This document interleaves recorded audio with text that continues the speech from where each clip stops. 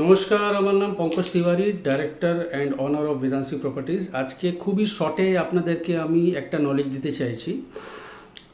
Resale flat নিতে গেলে কী কী ডকুমেন্টের দরকার পড়ে। নর্মালি লোকে ভাবে অনেক কিছু দরকার পড়বে, কি পাবো পাবো না, বাট আজকে আপনাকে আমি খুবই শর্টে বলে দিচ্ছি।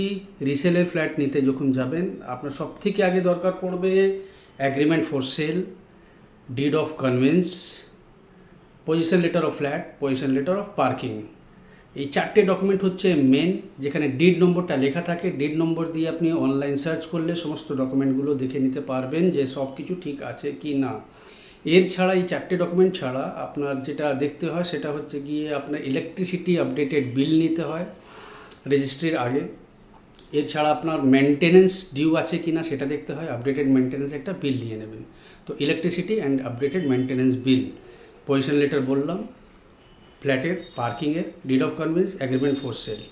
এই ছটা জিনিস, ছটা ডকুমেন্ট যদি আপনার কাছে আছে, আপনার রিসেল ফ্ল্যাট আপনি নিশ্চিন্ত হয়ে নিতে পারেন। এর ছাড়া রেজিস্ট্রেশন, অনেক লোক ভাবে রেজিস্ট্রি হয়েছে কি না। দেখুন, এখানে যদি রেজিস্ট্রি হয়ে থাকে ওয়েল অ্যান্ড গুড, মিউটেশন হয়ে থাকে ওয়েল অ্যান্ড গুড, কিন্তু যদি ফ্ল্যাটে রেজিস্ট্রেশন হয়নি তাও আপনারা ফ্ল্যাটটা নিতে পারেন। কারণ অনেকজন আছে যারা রেজিস্ট্রি করেনি, ইনভেস্টমেন্ট পারপাসে নিয়েছে, যে আমি কেন রেজিস্ট্রি করে 2 লাখ, 2.5 লাখ, 3 লাখ টাকা খরচা করতে যাব। তো তারা রেজিস্ট্রি করেনি, সে কেসেও আপনি ফ্ল্যাট কিনতে পারেন। সে কেসে হয় কি, সে কেসে আপনার নেম ট্রান্সফার হয়ে যায়। ধরুন মিস্টার বিল্ডার থেকে মিস্টার এ ফ্ল্যাট কিনেছেন, মিস্টার এ থেকে আপনি মিস্টার বি ফ্ল্যাট নিচ্ছেন। সেই কেসে কী হবে, যদি রেজিস্ট্রি হয়নি তাহলে যে বিল্ডার আছে সে মিস্টার এর নামে যে ফ্ল্যাটটা আছে সে নামটা ট্রান্সফার করে মিস্টার বি এর নামে নামটাকে ট্রান্সফার করে দেবে। আর সেখানে দুটো অ্যাগ্রিমেন্ট হবে। এক তো বায়ার সেলারের অ্যাগ্রিমেন্ট হবে, যার থেকে আপনি কিনছেন তার সাথে একটা অ্যাগ্রিমেন্ট আপনি করলেন। তারপরে বিল্ডার আর একটা অ্যাগ্রিমেন্ট বানাবে, সেটাকে বলে ট্রাইব্রেড agreement. Builder, first owner and যে কিনছে সেকেন্ড অনার, তিনজনের মাঝখানে একটা ট্রাইব্রেড অ্যাগ্রিমেন্ট হবে। ট্রাইব্রেড অ্যাগ্রিমেন্ট হওয়ার পরে নেম ট্রান্সফার হয়ে গেল, তারপরে আপনি রেজিস্ট্রি করে নিতে পারেন, ব্যাঙ্ক লোন নিয়ে নিতে পারেন, ব্যাঙ্ক লোন নিয়ে রেজিস্ট্রি হয়ে গেল। তো এটা হচ্ছে প্রসেস রিসেল ফ্ল্যাট যদি নিতে যাচ্ছেন তার জন্য। Thank you so much.